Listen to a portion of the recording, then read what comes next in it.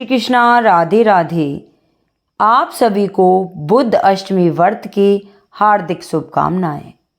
आज माघ माह के शुक्ल पक्ष की अष्टमी तिथि और बुधवार का दिन है। तो आज आपने सुनेंगे बुद्ध अष्टमी व्रत कथा। जब किसी महीने में बुधवार की अष्टमी तिथि पड़ती है तो वो बुद्ध अष्टमी कहलाती है।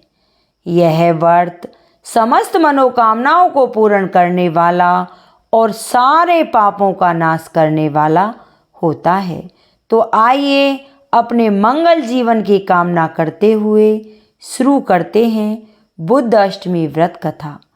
कथा को शुरू करने से पहले कमेंट बॉक्स में गणेश जी महाराज की जय हो, बुद्ध देवता की जय हो, इष्ट देव कुल देव की जय हो, शंकर भगवान की जय हो अवश्य लिखना।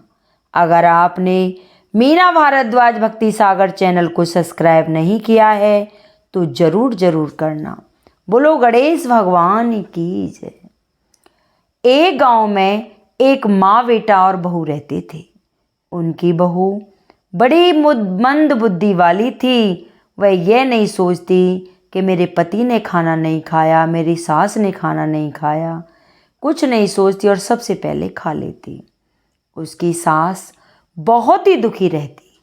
माघ का महीना चल रहा था और उसकी सास ने कुछ पंडितों को भोजन करने के लिए अपने घर में बुलाया।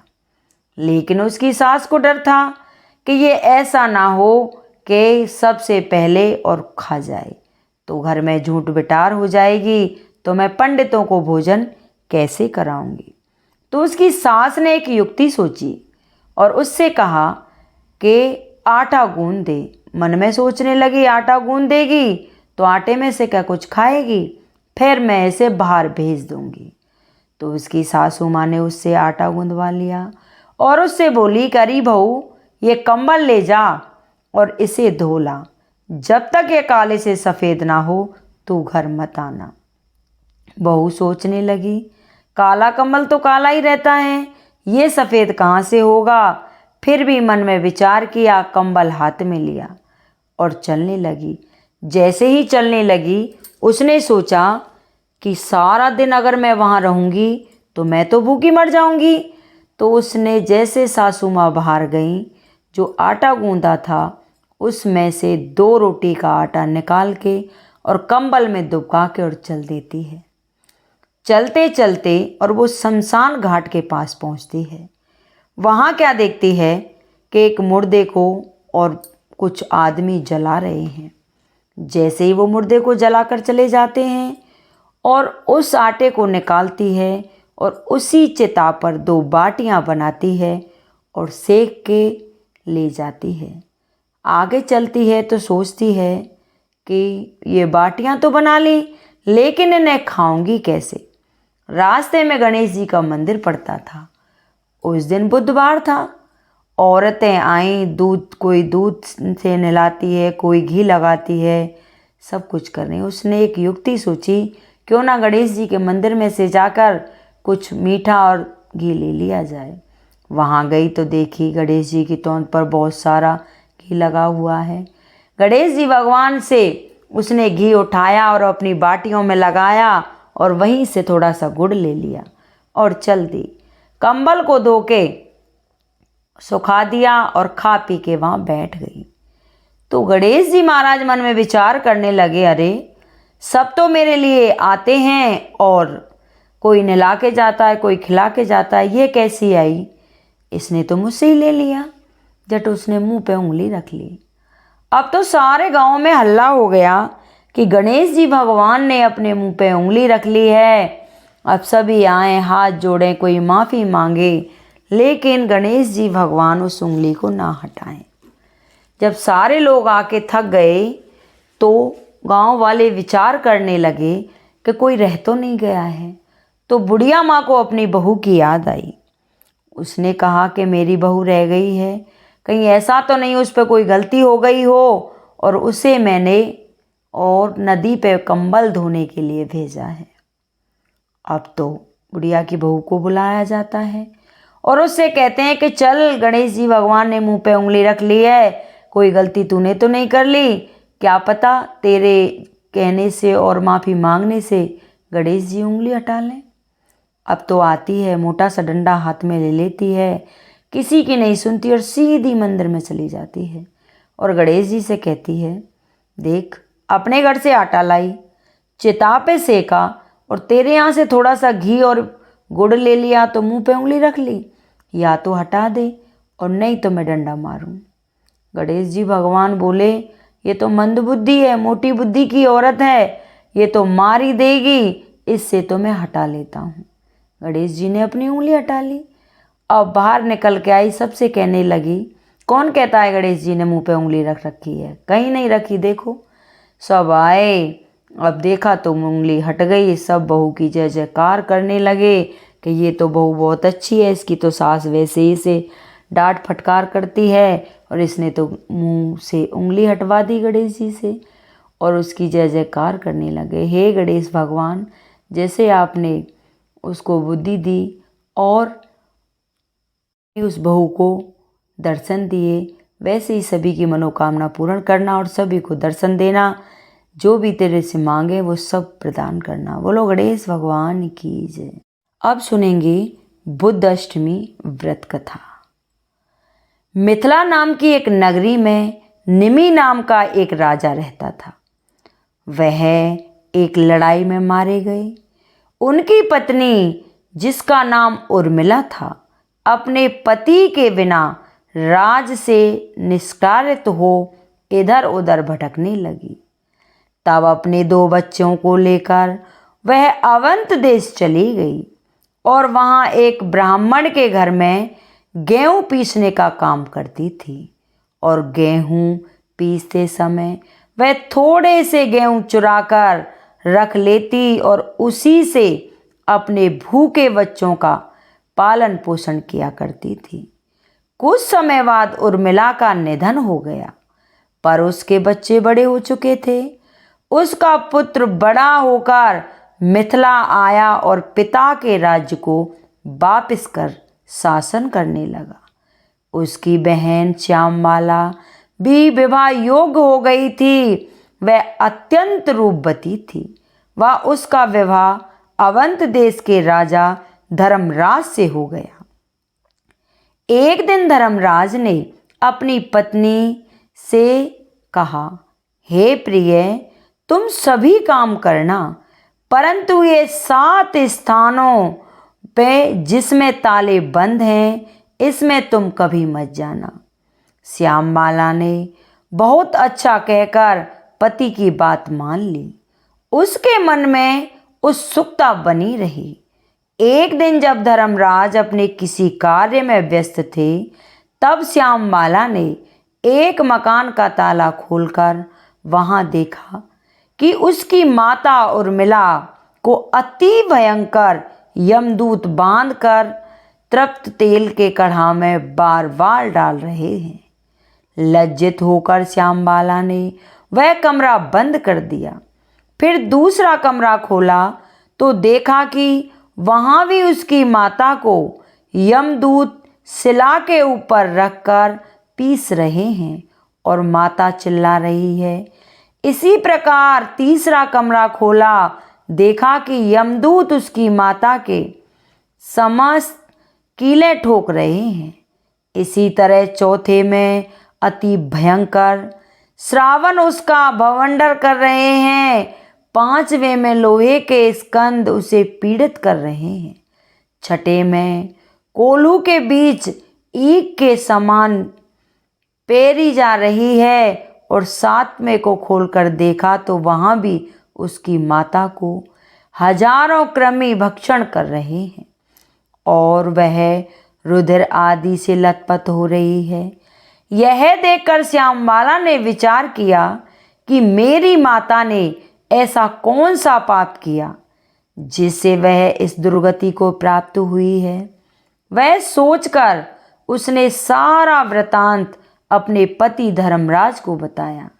धर्मराज बोले, प्रिय, मैंने इसीलिए कहा था कि ये 7 ताले कभी मत खोलना, लेकिन नहीं, मानी, नहीं तो मुझे वह पश्चाताप होगा।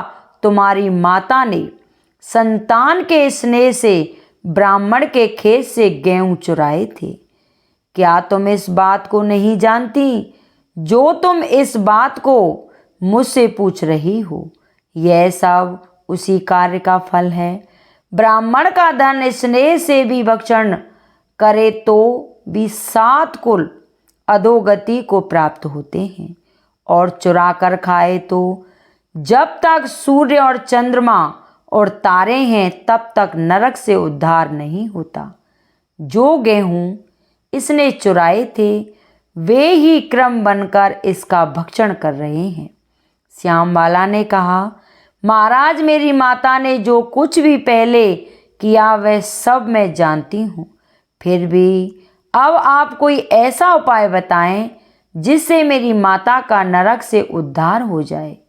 इस पर धर्मराज ने कुछ समय विचार किया और कहने लगे, प्रिय, आज से 7 जन्म पूर्व ब्राह्मणी थी। उस समय तुमने अपनी सखियों के साथ जो बुद्ध अष्टमी का व्रत किया था, यदि उसका फल तुम संकल्प कर पूर्वक अपनी माता को दे दो तो इस संकट से उनकी मुक्ति हो जाएगी। यह सुनते ही श्यामबाला से स्नान कर अपने व्रत का पुण्यफल संकल्प पूर्वक माता के लिए दान कर दिया। व्रत के फल के प्रभाव से उसकी माता भी उसी क्षण दिव्य देह धारण कर विमान में बैठकर अपने पति सहित स्वर्ग लोक को चली गई और बुद्ध ग्रह के समीप हो गई। यह व्रत अपनी संतान को अपनी माता के लिए रखना चाहिए। इस व्रत को रखने से धन धान्य पुत्र पौत्र आदि दीर्घायु ऐश्वर्य मिलता है। बोलो बुद्ध भगवान की जय। अब सुनेंगे बुद्ध अष्टमी की दूसरी कथा। भविष्य पुराण की एक कथा के अनुसार इल नाम के राजा रहा करते थे। एक बार वह हिरण का पीछा करते हुए उस वन में जा पहुँचे जहाँ भगवान शिव और पार्वती जी भ्रमण कर रहे थे। उस समय शिव जी का आदेश था कि वन में पुरुष प्रवेश करते ही स्त्री में बदल जाएगा। इसलिए जैसे ही राजा इल ने वन में प्रवेश किया वह स्त्री बन गई। इल के उत्तम स्वरूप को देख बुद्ध देव उन पर मोहित हो गई तथा उससे विवाह कर लिया। जिस दिन इल और बुद्ध का विवाह हुआ उस दिन अष्टमी तिथि थी। तभी से बुद्ध अष्टमी का पर्व मनाया जाता है। बोलो बुद्ध भगवान की जय। अब सुनेंगे महाकुमात्म्य की कथा। बोलिए विष्णु भगवान की जय। लोमेश ऋषि बोले, हे वेदनिधि, मैं तुम्हें विद्युत नामक वैष्णव ब्राह्मण की कथा सुनाता हूँ जिसने पिशाच की मुक्ति दिलाई थी। उपरांत लोमेश ऋषि बोले, देवदूती एक महान ऋषि था। उनका आश्रम सरस्वती के निकट अति सुंदर स्थान पर स्थित था। उस आश्रम के चारों ओर अनेक फल फूल वाले वृक्ष लगे हुए थे। चारों ओर सुंदर कुएं थे जिसके चारों ओर सुंदर पक्षी चहकते रहते थे। आश्रम का वातावरण अत्यंत शांत तथा स्वर्ग तुल्य था। देवदूती का जन्म के समय उसके पिता ने भगवान विष्णु की उग्र तपस्या की थी तथा विष्णु भगवान के आशीर्वाद से ही देवदूती का जन्म हुआ था। देवदूती अत्यंत श्रेष्ठ ब्राह्मण तथा महान तपस्वी था। वह सर्दी गर्मी तथा बरसात में भी कठिन से कठिन निरंतर तपस्या करता रहता था। उसको तपस्या के मध्य भूख ही नहीं लगती थी। कभी कभी टूटे गिरे फलों को बीन कर खा लेता था। लगातार तपस्या के कारण उसका शरीर क्षीण होने लगा। इस पर अनेक वर्ष बीत गए। वह हर समय हरि चरणों में भक्ति में लीन रहता। वेद मंत्रों का निरंतर पाठ करता रहता। श्रद्धा सहित विष्णु भगवान के चरणों में सहस्त्रों सुगंधित सुंदर पुष्प, फल, फूल अर्पित किया करता था। एक दिवस जब वह निरंतर तपस्या तथा भक्ति में लीन था तो स्वयं विष्णु भगवान उसके सम्मुख प्रकट हुए। विष्णु भगवान ने अति प्रेम से ब्राह्मण के सिर पर हाथ फेरा। ब्राह्मण ने आंखें खोली तो आश्चर्यचकित रह गया। स्वयं विष्णु भगवान उसको आशीर्वाद दे रहे थे। ब्राह्मण के नेत्रों से प्रसन्नता के आंसू बहने लगे। वह हर्ष विभोर हो उठा तथा विष्णु भगवान के चरणों में गिर पड़ा। भगवान ने अति प्रसन्न होकर कहा, हे देवदूती, तुम मेरे अत्यंत परम भक्त हो। मैं तुम्हारी तपस्या से अत्यंत प्रसन्न हूँ। मुझसे जो चाहो वर मांग लो। तब देवदूती प्रसन्नता से पागल सा हो गया और उठ वह बोला, हे प्रभु, मेरा तो जीवन सफल हो गया। मुझे आपके दर्शन प्राप्त हो गए तो सब कुछ मिल गया।